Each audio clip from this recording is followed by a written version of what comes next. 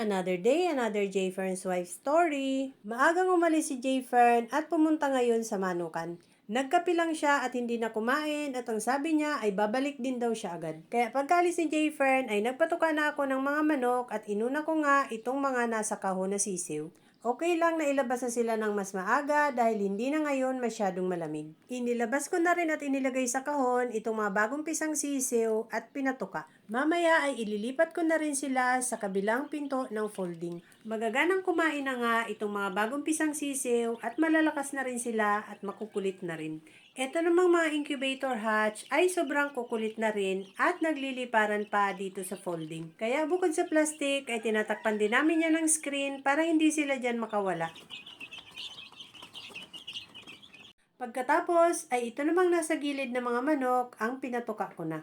Sinunod ko nang patukain itong mga manok na nasa fly pen at pagkatapos nga dyan ay isinunod ko naman ang mga manok na nasa battery cage. Yung mga cockerels naman ay napatuka ko na, hindi ko lang na videohan. Kailangan unahin kasi silang patukain dahil kapag nagpapatuka ako dito sa malaking manok ay magkakagulo ang mga cockerels. Pagkatapos ko nga magpatuka ay kinolekta ko lahat ng mga waterer nila at hinugasan. Dapat laging malinis ang mga waterer nila at feeder para makaiwas sila sa sakit. Pagkatapos ko ang sabunin ay binanlawan ko ng maigi at nilagyan ko na sila ng kanilang painom na vitamins. Nilalagyan lang namin sila ng vitamins na kaya nilang ubusin hanggang tanghali para hindi mapanis ang vitamins. Pinapalitan na namin ng tubig kapag tanghali na at hanggang hapon ay tubig na rin ang kanilang iniinom. Pagkatapos kong painumin ang mga manok ay nagwalis na ako dito sa bakuran dahil mamaya ay aalpasan ko ang mga cockerels. Winawalis ko rin ang mga ipot sa ilalim ng multi-purpose pen at sa ilalim ng mga tangkal at nilalagay ko sa aking mga halaman.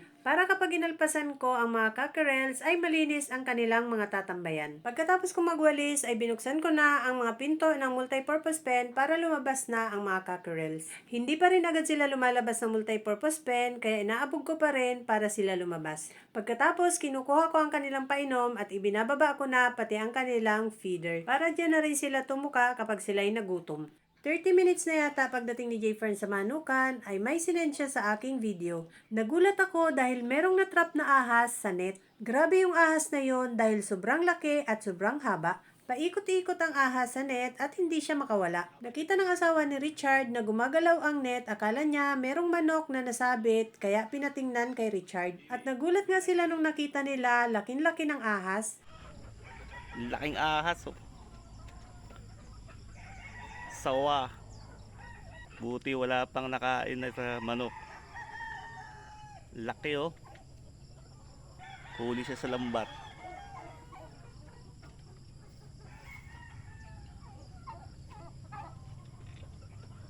Lalanggam na oh.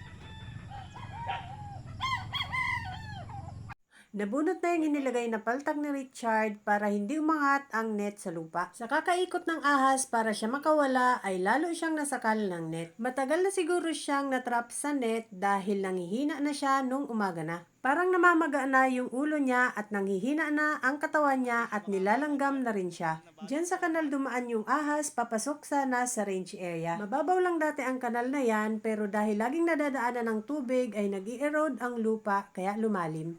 Napahabig na nga ng todo ang katawan ng ahas sa lambat kaya hindi na siya makaalis. Mukhang kakatapos lang din magpalit ng balat ang ahas dahil sobrang kinis at makintab ang kanyang balat. 3 taon na nga ang manuka namin dyan pero ngayon lang kami nakakita ng ahas na ganyan kalaki.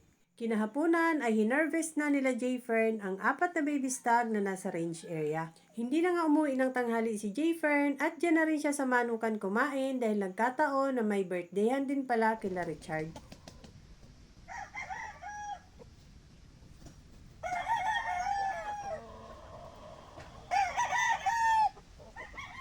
Matatapang na nga itong mga baby stag na nasa range area kaya itinali na nila Jayfern. Banded ng nasyonal ang mga bagong taling baby stag na ito. That's all guys. Thank you so much for watching. Please like, share, and follow for more. See you on my next video. Bye!